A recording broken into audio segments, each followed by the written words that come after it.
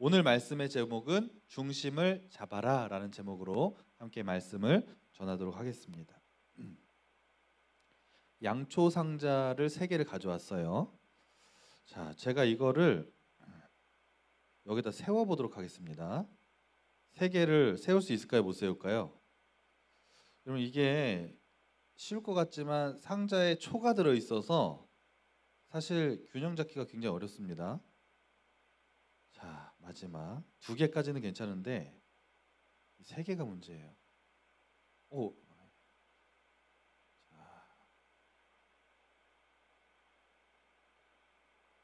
박수 한번 해주셔야 되는 거 아니에요? 설교 시간에 뭐 하는 짓이냐고 지금 속으로 굉장히 욕하시는 분들이 계신 것 같은데, 자, 여러분, 제가 이걸 왜 했느냐면 밸런싱 아티스트라는 말 들어보셨나요?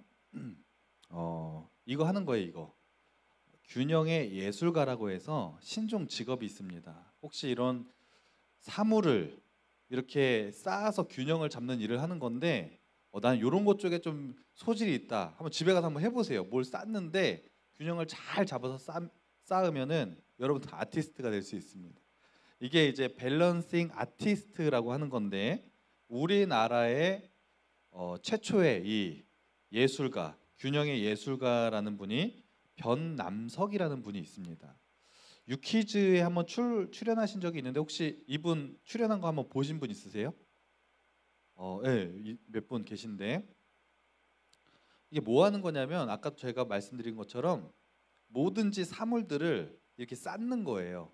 그걸 쌓아서 균형을 잘 잡아서 계속 유지될 수 있게 만드는 거, 이거를 균형의 예술가라고 이렇게 합니다. 이 변남석 씨가 지금 아티스트가 되었는데 처음부터 이 일을 내가 이걸 해야 되겠다라고 생각하고 시작한 게 아니라고 합니다. 2003년에 어느 날 이분이 북한강에 놀러 갔어요. 그래서 강에 놀러 가서 이것저것 놀다가 해변에 돌이 이렇게 있더래요. 그래서 돌이 있네? 돌탑을 한번 쌓아볼까 하다가 돌탑을 이렇게 쌓는데 자기가 생각했던 것보다 돌탑이 잘 쌓아졌어요. 그래서 그날 밤에 잠을 자려고 누웠는데 그 돌탑을 쌓은 게 자꾸 생각이 나더래요. 그 돌이 아직도 서 있을까? 어제 내가 쌓은 게 계속 유지되고 있을까? 너무 궁금해서 그 다음날 가봤대요. 어떻게 됐을까요? 그대로 있는 거예요. 너무 신기해서 이거 재밌다. 이거 계속 한번 해봐야겠다. 그래서 어디를 찾았냐면 인천을 찾아서 인천의 을왕리 해수욕장을 이제 오게 되었습니다. 거기에 돌이 이렇게 있는 돌밭이 있는 것을 발견하고 돌쌓기 맹연습을 거기서 이제 시작했다고 합니다. 재밌네. 그러면서 막 쌓기 연습을 했는데 너무 재밌고 잘 쌓아지는 거예요. 그래서 안 되겠다. 그래서 어딜 갔냐면 분당을 또 갑니다. 분당에 이제 탄천이라는 하천이 있는데 거기에 가서 본격적으로 돌탑을 크고 작은 돌들을 모아서 쌓기 시작합니다. 그리고 그것이 작품이 되기 시작해요. 그것이 쌓아놨는데 사진 있나요? 점점 시간이 지나면서 작품, 그 돌탑을 쌓은 것들이 하나 두 개 모이기 시작하는데 그게 굉장히 유명해지기 시작해요. 사진을 좀 보여주세요. 그래서 이게 쌓은 거 이분이 이제 쌓기 시작한 거예요. 탄천에 하천에 가서 이렇게 쌓아서 이곳이 아주 명물이 되었습니다. 연인들이 막 오고 구경하러 여기 오는 곳, 많은 사람들이 몰려들기 시작합니다. 그러면서 유명해지기 시작하고 이제는 막 자전거도 쌓고 사람 태워가지고 막 쌓고 집에서 막 물컵 쌓고 주전자 쌓고, 이게 뭐 본드 붙인 게 아니에요. 그다음 유퀴즈에 출연해서 이렇게 유재석도 쌓고 막 이렇게 해서 굉장히 유명해지게 되었습니다. 그러다가 방송에 이제 유퀴즈 출연하기 전까지도 굉장히 이분이 이 분야에서 굉장히 유명해졌는데 국내에서만 유명한 것이 아니라 해외에서도 굉장히 이슈가 돼서 이분이 그냥 이건 자기는 취미 생활로 했는데 해외에서는 벌써 이분을 아티스트로 부르기 시작한 거예요. 그래서 두바이에서 두바이 왕자가 이분을 초청을 했어요. VIP 대접을 하면서 비즈니스석 항공권, 5성급 호텔 막 예약 다 해놓고 여기 와서 좀 뭐든지 좀 쌓아달라고 두바이 왕자가 초청해서 거기서 일주일 동안 열심히 쌓다 갔는데 거액의 돈을 또 주었다고 합니다. 그러면서 이분이 이 아티스트가 되었는데 어떤 기자가 이런 질문을 했어요. 이렇게 그런 걸 쌓는 걸 잘하십니까? 그 물건들을 쌓는 비결이 무엇입니까? 물어봤어요. 그랬더니 이분이 이렇게 말합니다.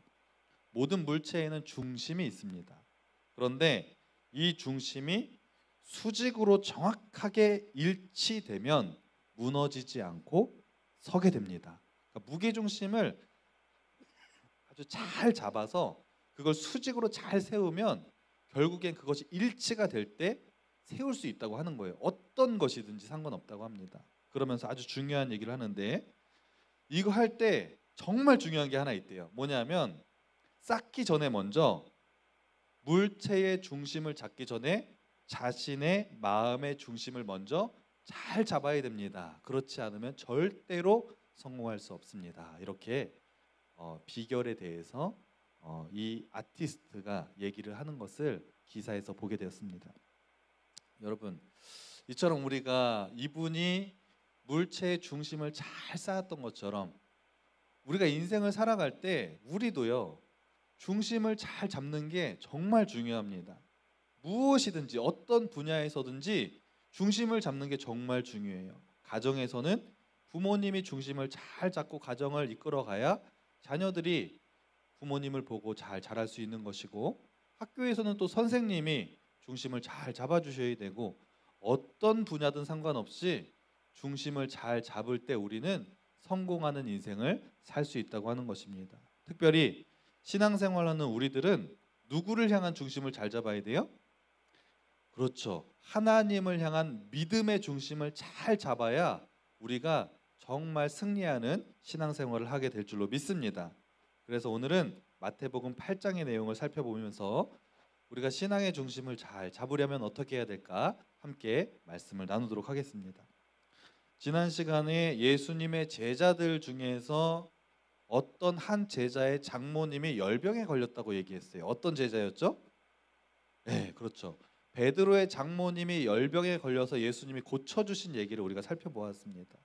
그리고 그날 예수님이 어떤 귀신 들린 사람도 치유해 주시고 그날 하루 동안 많은 사역들을 감당하시다가, 여러분 예수님도 인간의 몸을 입고 이 땅에 오셨기 때문에 예수님이 뭐 천하장사가 아니에요. 뭐 체력이 무한이 아니시기 때문에 예수님도 힘이 드시고 사역을 오랫동안 하시면 지치실 수밖에 없는 인간의 몸을 입고 오셨습니다. 그래서 그날 하루 동안 사역을 잘 하시다가 사람들이 구름대처럼 계속 몰려들기 때문에 예수님이 휴식의 시간이 필요하셨어요. 그래서 휴식도 취할 겸 다음 장소로 이동하기 위해서 예수님이 제자들에게 배를 하나 준비해라 이렇게 말씀하셨습니다. 그래서 제자들이 갈릴리 호숫가 한편에 배를 잘 준비하고 예수님과 제자들이 그 배를 올라타면서 오늘의 본문의 이야기가 시작이 됩니다. 하루 동안 얼마나 사역이 바쁘시고 고되셨는지 예수님이 그 배에 타시자마자 한쪽에서 깊이 잠이 드시게 됩니다. 아주 그냥 세상 모르게 잠이 드셨어요. 배가 이제 다음 목적지를 향해 출발합니다. 제자들도 예수님 따라다니면서 얼마나 힘들겠어요. 노도 젓고 하지만 제자들도 배에서 휴식을 취하면서 여러 이야기들을 나누면서 다음 장소로 이동하고 있는데 갑자기 그 바다의 호수에 큰 바람이 불어오기 시작합니다. 여러분 갈릴리 호수 이제 성지순례를 가면 이제 보게 되는데 갈릴리 호수는요 사실 바다라고 할 정도로 굉장히 큰 호수입니다. 실제로 바다라고 말하기도 해요. 갈릴리 바다 또는 갈릴리 호수. 굉장히 큰 호수인데 지형적으로 이 호수는요 사면이 다 산으로 둘러싸여 있어요. 그러니까 저녁이 되면 동서남북 산에서 찬바람이 이 호수로 흘러 들어옵니다. 찬바람이 이렇게 불어요. 그러면 호수에 있는 따뜻한 바람과 찬바람이 만나면서 종종 그 호수에 돌풍이 불어오게 될 때가 많이 있습니다. 그런데 이 바람이라는 게, 이 돌풍이라는 게 언제 어디서 불지 모르기 때문에 호수의 아주 잔뼈가 굵은 어부들은요 원칙이 하나 있어요. 뭐냐면 저녁이 되면 배를 띄우지 않는다. 그게 원칙이에요. 왜냐하면 배를 띄웠다가 풍랑이 불면 굉장히 위험하기 때문에 지금도 그 갈릴리 호수에는 저녁이 되면 배를 띄우지 않는다고 합니다. 그런데 제자들도 어부 출신의 제자들이 있었기 때문에 이 사실을 잘 알고 있었어요. 그럼에도 불구하고 그들이 저녁에 배를 띄운 이유가 있습니다. 왜 띄웠을까요?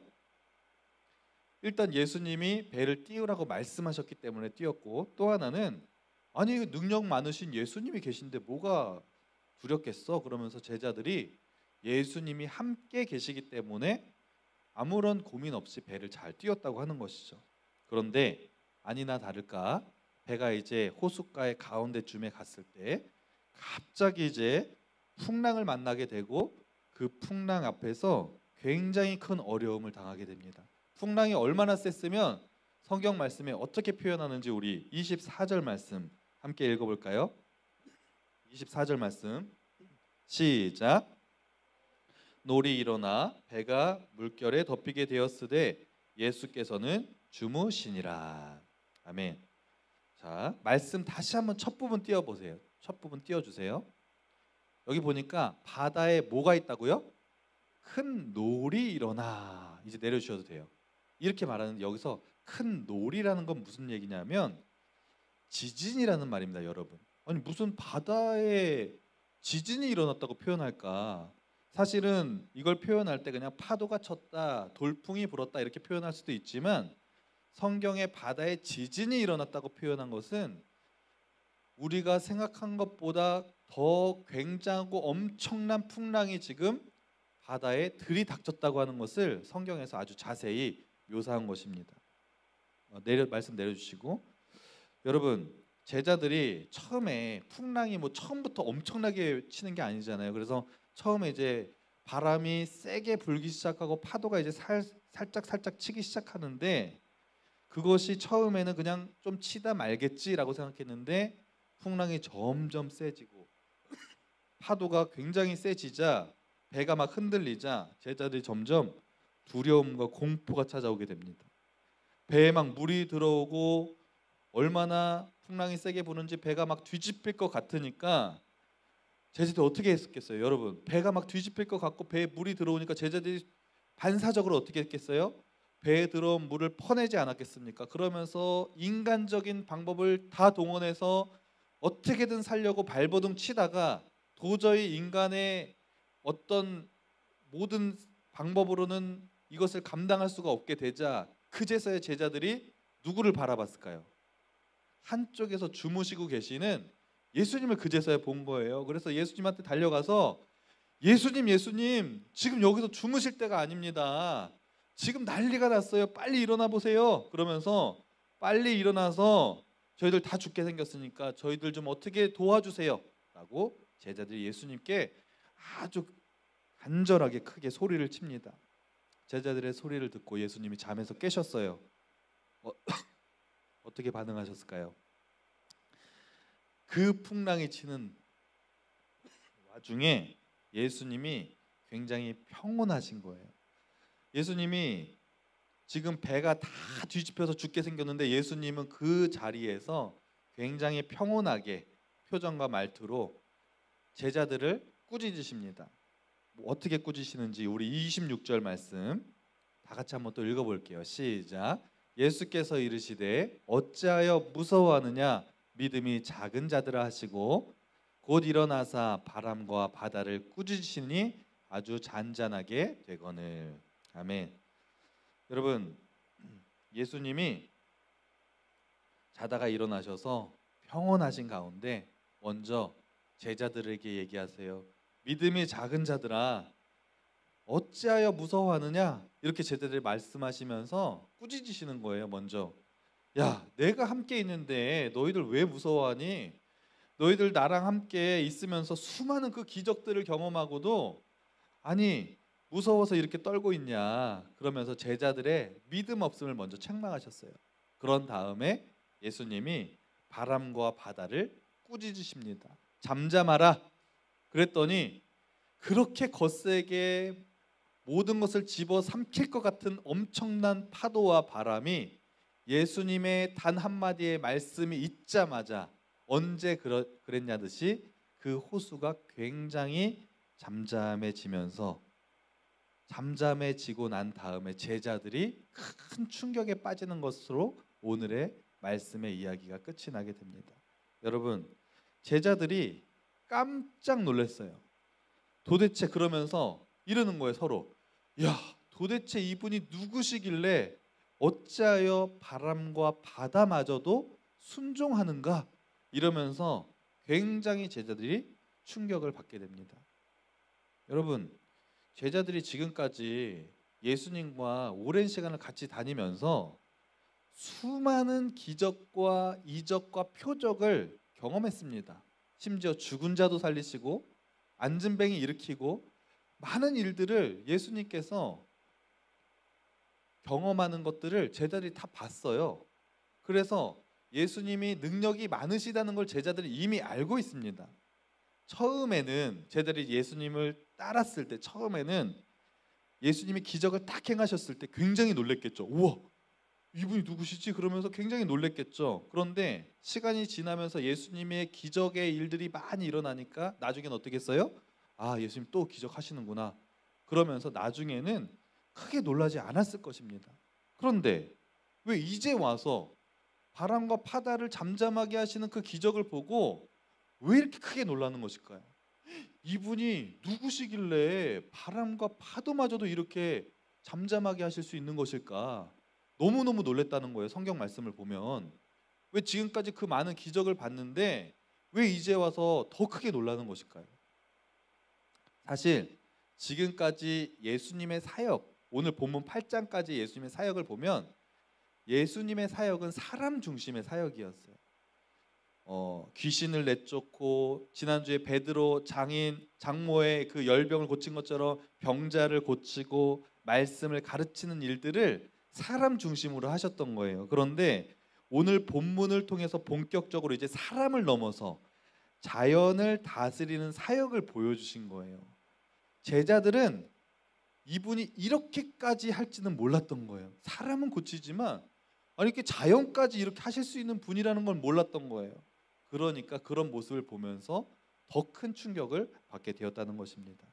여러분, 오늘 말씀 속에서 우리가 주목해 봐야 될 장면이 있습니다. 그것은 제자들이 큰 풍랑 앞에서 두렵고 떨고 공포스러워하는 그 모습들을 우리가 좀 주목해서 보아야 될 필요가 있어요.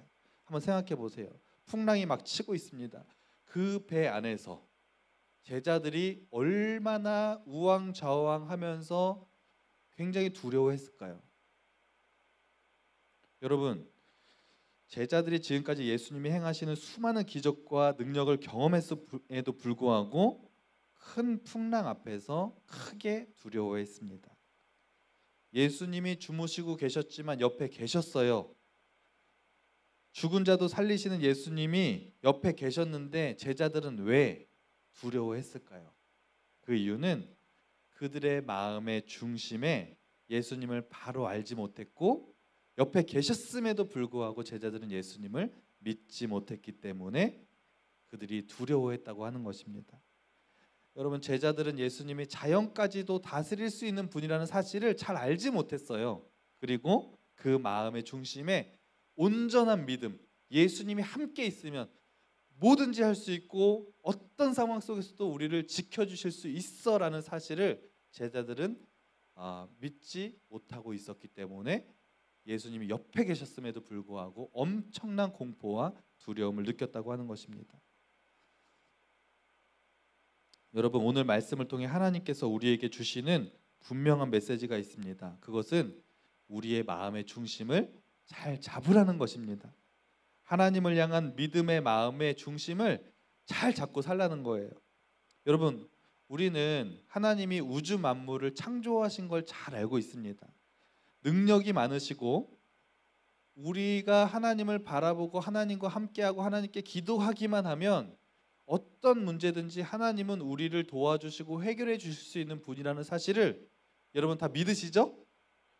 믿으시기 때문에 오늘도 이렇게 교회에 나와서 하나님께 예배를 드리고 있습니다. 그런데 문제는 그 믿음이 너무 쉽게 흔들린다는 거예요. 하나님의 능력은 믿지만 내 속에 하나님이 역사하고 계시다는 사실을 잘 믿지 못하기 때문에 우리의 삶에 아주 작은 어려움이 찾아오기만 해도 우리의 마음속에는 불안하기 시작해요. 누구와 관계가 조금만 틀어져도 불안합니다.